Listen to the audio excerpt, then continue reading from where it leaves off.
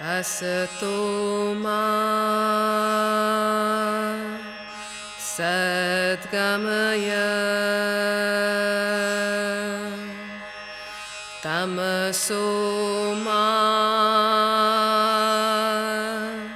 jyotirgamaya mrityorma amritam gamaya Om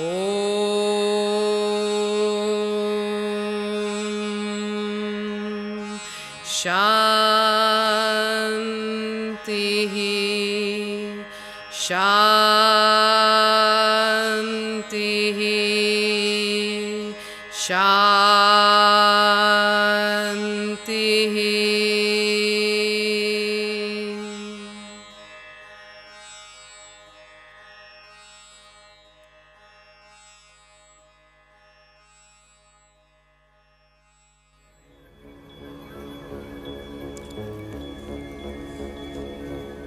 Historical context of the present educational model and system.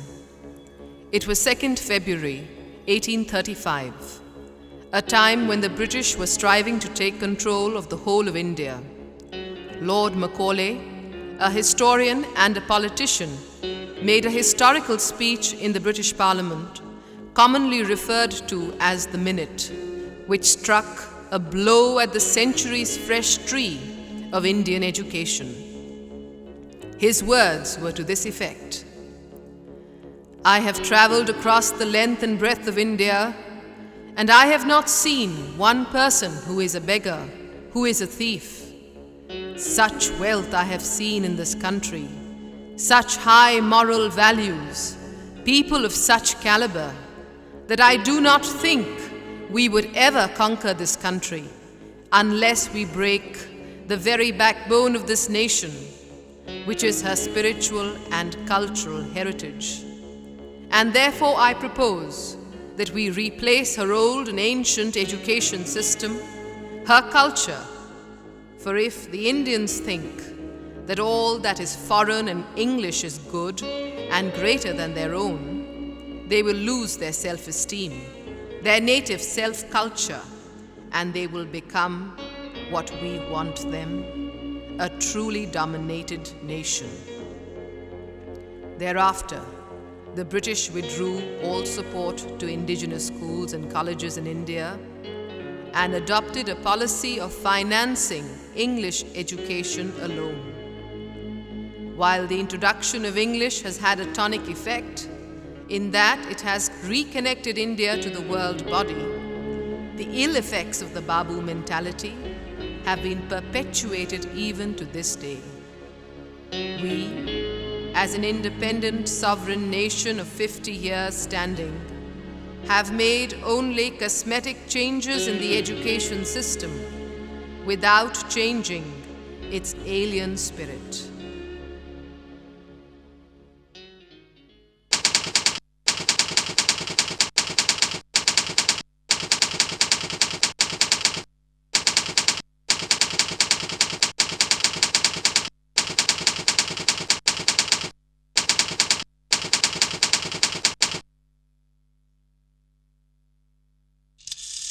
The result. What has been the result is there for all to see. 48.4% of the workforce in India is either labor or clerical staff. 40% of our population is illiterate and cut off from the main currents of modern thought and knowledge.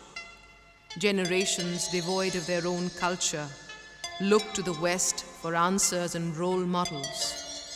A lethargic nation clinging to routine and convention, resistant to change. And all this manifesting on the material plane as poverty, corruption, crime, mediocrity, inertia. The power of education in nation building. Instances culled at random from recent world history show the power of universal education. Leaders of the Japanese Restoration of 1867 were keenly alive to this ideal.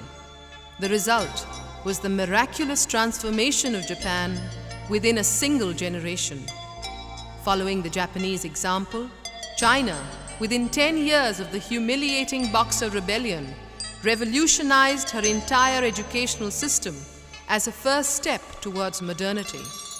Mustafa Kemal could remake Turkey because he made the education of the Turkish masses his personal concern. Napoleon gave France her modern look when he set up her present educational system. England could become a democracy only after Disraeli had decided and said, "We must educate our masters." We in India have become so barbarous that we send our children to school with the grossest utilitarian motive, unmixed with any disinterested desire for knowledge. But the education we receive is itself responsible for this.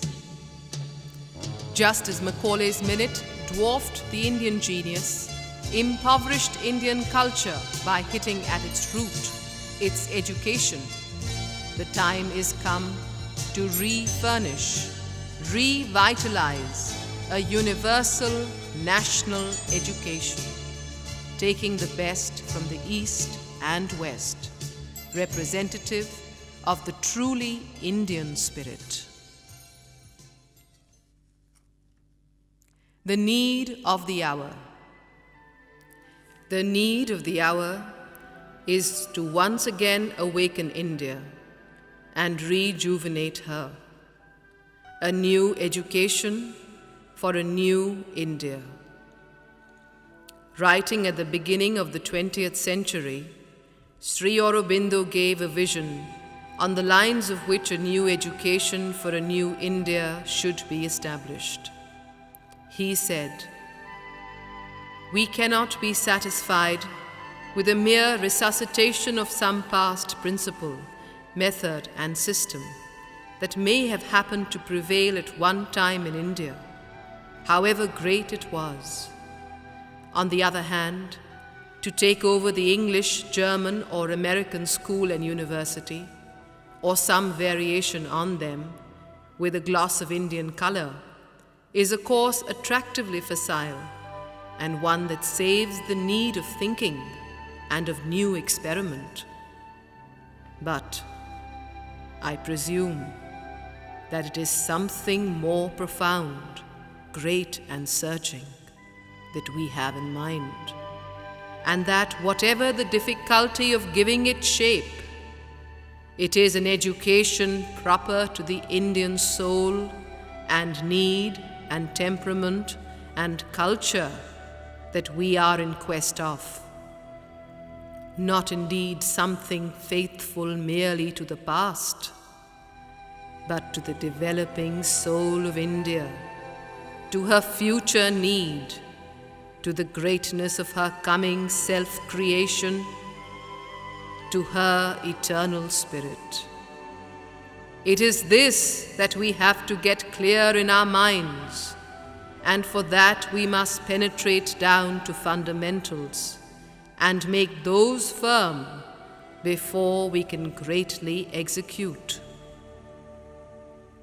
Sri Aurobindo further said, "The acquiring of various kinds of information is only one and not the chief of the means and necessities of education.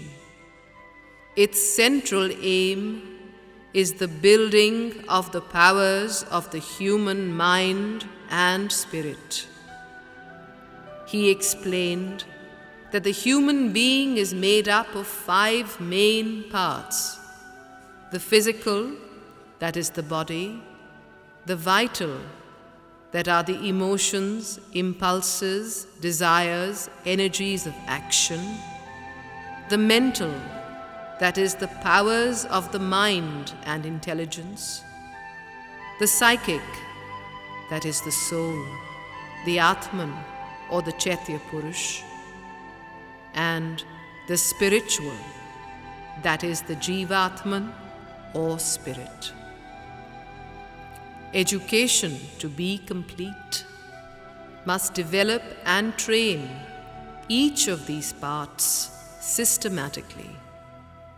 Sri Aurobindo described in detail the characteristics of such an education and the steps to build up the innate potential of each individual as well as the collectivity.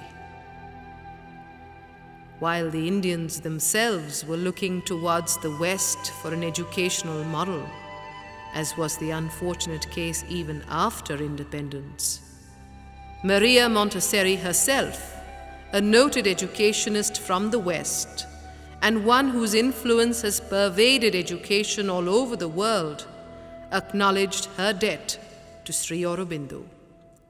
She wrote, "To Sri Aurobindo, with devotion and gratitude, Maria Montessori, December 1943."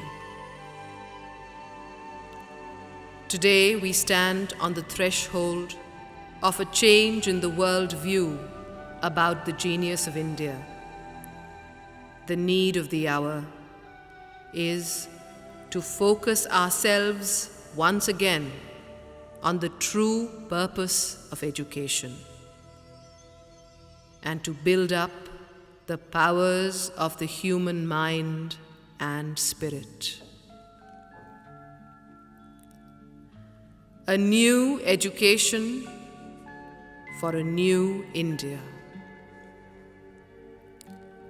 Once upon a time, there was a sage, a wise man who lived in a village close to a mountain. And every evening people would gather around him, and he would give of his wisdom and knowledge. Many people came to him, for he had much to offer. One day, a youth, who had watched this happening over many days, decided to test the sage and find out whether indeed he was wise, and if he knew all the answers. So he went to the sage with the butterfly in his hand, held between his thumb and forefinger, and he asked the sage, "Dead or alive?" If the sage said dead, he would free the butterfly, and if the sage said alive, he would crush it between his fingers. So he asked the sage, "Dead or alive?" The sage looked at him and in a gentle, quiet voice replied, "It's in your hands." This story has a deep meaning for us as teachers, educators, and parents. The butterfly could be likened to a child. And as you know, a child is a growing soul. A child can be molded, is fresh, is young, is beautiful, very, very innocent and very young. And just like the butterfly, the child has been given into our care. The child is not a property of its parents. Neither is the child the property of his teachers or his society, but has his own dharma. And so, like the butterfly, the child is in our hands. Dead or alive, it's in your hands. So what is dead or alive? What in a child can die, and what in a child can be kept alive, is the whole question. It is the question of education. According to the mother, new education is really a new attitude towards the child, an attitude of understanding and love, and above all, an attitude of respect, an attitude of acceptance, of patience, the restraint of a delicate hand that dare not open a flower bud, nor disturb a baby in the midst of his first experiments, a student in the course of his early work. This attitude is founded upon the three principles of true teaching as described by Sri Aurobindo. The first principle of true teaching is that nothing can be taught. The teacher is not an instructor or taskmaster. He is a helper and a guide. His business is to suggest and not to impose. In practice, this would imply that instead of imparting knowledge, the teacher's work is to show the student how to acquire knowledge for himself and to perfect his instruments of knowledge, that is, his powers of concentration, observation, memory, judgment, reasoning, imagination, and intuition. The second principle of true teaching is that the mind has to be consulted in its own growth. Everyone has in him something divine, something his own, a chance of perfection and strength in however small a sphere which God offers him to take or refuse. The task is to find it, develop it, and use it. Thus, the teacher must begin from the child's own nature, creating opportunities for the child to unfold his own true potential. The third principle of education is to work from the near to the far, from that which is to that which shall be. We must not take up the nature by the roots from the earth in which it must grow, or surround the mind with images and ideas of a life which is alien to that in which it must physically move. If anything has to be brought in from outside, it must be offered, not forced on the mind. A free and natural growth is the condition of genuine development. These principles can be applied to any system, but they do demand a central shift. As the mother says, it is not so much the details of organization as the attitude that must change.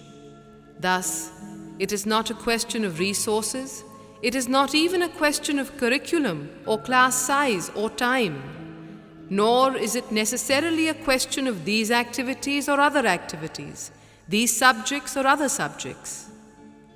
Each teacher must find her own method, according to her capacity, her nature. But it is the attitude that must change, which is why teaching from ancient times has been one of the most sacred professions. To be a teacher is to be, in a sense, a yogi. For the teacher, more than anyone else, has such a high and noble task to perform. She has to be the example. She has to lead the society, and her influence is unfathomable, is infinite. One doesn't know where her influence stops. In the mother's words, the school should be an opportunity for progress, for the teacher as well as for the student. Each one should have the freedom to develop freely. What is the road ahead? I'm sure all of us sitting here have some kind of ideal, have some aspiration, something deep within us that we want to be and want to give. But slowly we get influenced by the environment around us. Everybody is so skeptical. People are utilitarian. Nobody seems to be doing anything sincerely. That we think to ourselves, why should we? How can I fight the system? What's the use? Can I make a difference? But that is not truly the right attitude. Because the more we can keep this flame of aspiration alive in us, sooner or later, when groups of teachers, groups of educators begin to practice, begin to say, no, we want to refound, re-establish true education, then only will change take place. A miracle is not going to descend from the skies. The giant leap ahead has to begin with that one step that each one of us takes. It has to begin from all of us in a small way. And I guess this is perhaps the true purpose you are here.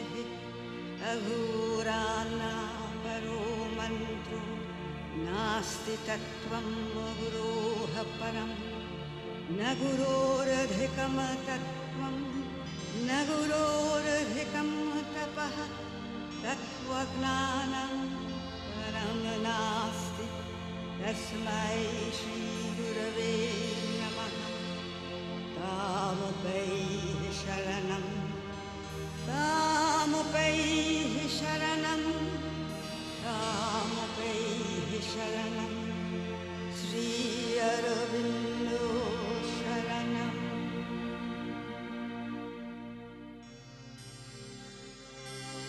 नग्नो निस्सङ्गशुद्धस्त्रिगुणविवहितो ध्वस्तमोहन्धकारं